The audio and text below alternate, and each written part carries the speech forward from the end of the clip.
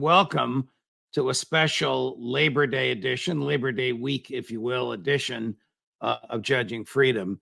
As you know, I'm a lawyer and a former judge and a former professor of law and a former legal commentator, still a legal commentator and a legal scholar. And I never thought that my work would be focused on Ukraine, but I have become fascinated with the military conflict between Russia and Ukraine and have become educated about it by the various folks that we've had on. When I started out, I was skeptical of the American government involvement. I am a skeptic about government. To me, government is the negation of liberty. Government exists by taking liberty and property from the people it governs, and then it spends it in a way that it thinks will assure its stability in office. Not always the right thing, and often not the right thing, but what it thinks will get, in the case of a democracy, reelected.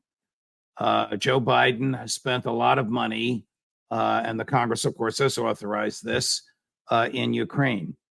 And I've been fascinated with why we're there. Well, why are we there? I believe we're there because the Biden administration and the people around him and the military industrial complex and Republicans and Democrats in Congress want to use Ukraine as a battering ram to drive Vladimir Putin from office. They think that he's the evil one. I believe that this war was caused by Ukraine.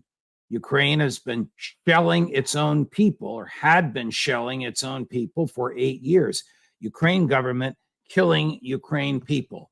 These are the people in eastern Ukraine and in Crimea, all of which voted freely and openly to be under the jurisdiction of the Russian Federation. The overwhelming majority, well into the 90 percentile of these folks, are Russian speakers, Russian culturally, Russian bloodlines.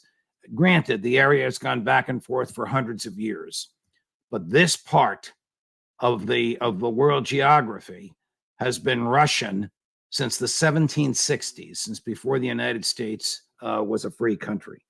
Back in January of 22, Joe Biden had been in office for a year. I sat right here. I was a little heavier then. You'll see a difference. I sat right here and gave you the reasons why I thought we should not be there. I thought you'd be interested in watching and listening to what I had to say. It's not very long. I think it's interesting. I stand by what I said, even though I know a lot more about this now. So here I am telling you why I think the United States is wrong to have been involved militarily in Ukraine. And I said it in January 2022.